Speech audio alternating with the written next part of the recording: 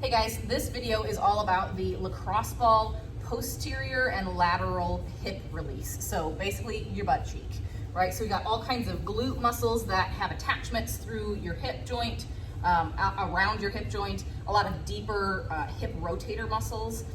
We might even kind of creep around towards the front here to work on that TFL. Piriformis is really deep inside there. So a lot of muscles that can tend to get tight or have increased tone, where the pressure from this lacrosse ball can really help release and help us move better. So I like to do this one on the floor on a nice solid surface, nothing too squishy like a bed or a mattress. But again, make sure that you're on a surface where the ball's not gonna slip out from underneath you, right? So if it's like a tile floor or a wood floor, maybe try and get some sort of a rug, something like that that's kind of thin that will help it kind of stay in place. So I like to start, honestly, just kind of in an upright kind of seated position. Take that lacrosse ball, kind of lean over, lift that one butt cheek up. You can kind of see where it's at. And then I'm gonna rock over onto it. So most of my body weight right now is on that lacrosse ball. I'm kind of sitting almost right on top of it, right? So, and then I'm gonna slowly kind of rock my hips back and forth with control. This should not be fast. Right now the ball is almost right underneath my sit bones, like that bone right directly underneath your rump. And then I'm kind of just moving my hip around so that the ball kind of skirts kind of around the edge of that ischial tuberosity, that sit bone there. There's a lot of muscles that attach through that. So, if you find a spot that's kind of sticky or uncomfortable there, again, stop your body movement, and then you can do different things with your leg. You can rock your knee out and back in, right? Again, trying to move the muscles under the ball without having to move your body too much. So moving your knee out and in, you can even straighten your knee and flex your knee. You can go out and in this way, right? So just kind of play around with it. And then once you've spent a couple of seconds there, you can continue to move around. Sometimes you need to shift. If you can see, I'm kind of shifting my hips almost off to the side a little bit more now.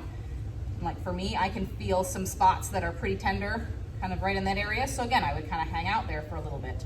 Spend some time rocking my knee slow and controlled up and down, right?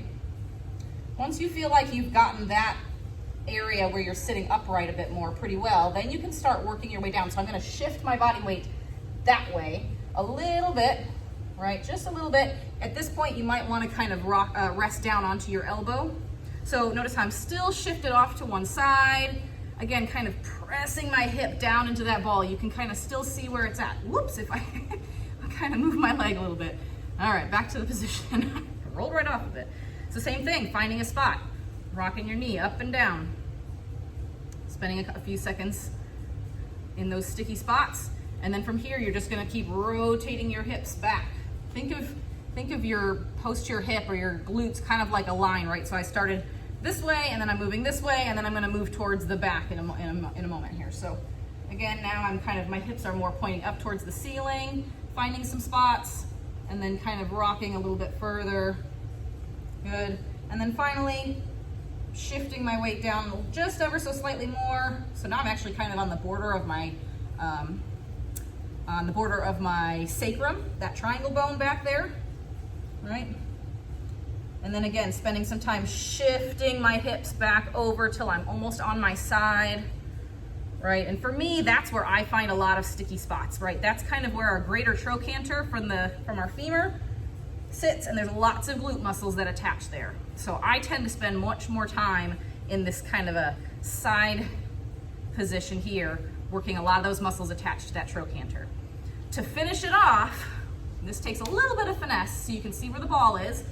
I'm gonna straighten my bottom leg, and I'm actually gonna take this bent leg and bring my foot up and over, so I'm supporting myself more towards the front, and I'm gonna rotate my hips till they're almost facing down towards the floor. This brings the pressure of the ball on a muscle called your TFL, or tensor fascia lata, if you wanna sound fancy. It's a really small, tiny muscle that kind of sits right here where your pocket would be on your pair of jeans, right? It's really tiny, but it's often a big culprit for people with hip pain, back pain. That tiny little muscle tends to think it can do more than it should, and so it gets overworked very often. So by leaning, kind of rotating your hips forward, supporting with your foot that's now in front of your leg, you can really press the front part of your hip down into that ball and kind of feel, you want to feel like it's hitting that meaty part kind of right where your pocket would sit. Once you find that, you can kind of get sometimes down on both legs. Sometimes I even kind of stretch this front leg out a little bit. Once you find a spot, you can then move that leg around just like you were doing before, but it's just going to be a little bit different. Now you're kind of moving your foot back and forth, and it's going to make that hip rotate a little bit. Just like that. Good, so that's kind of a couple different spots that you can focus on the anterior, or excuse me, the posterior and the lateral portion of your hip. Give it a try and let us know how it goes.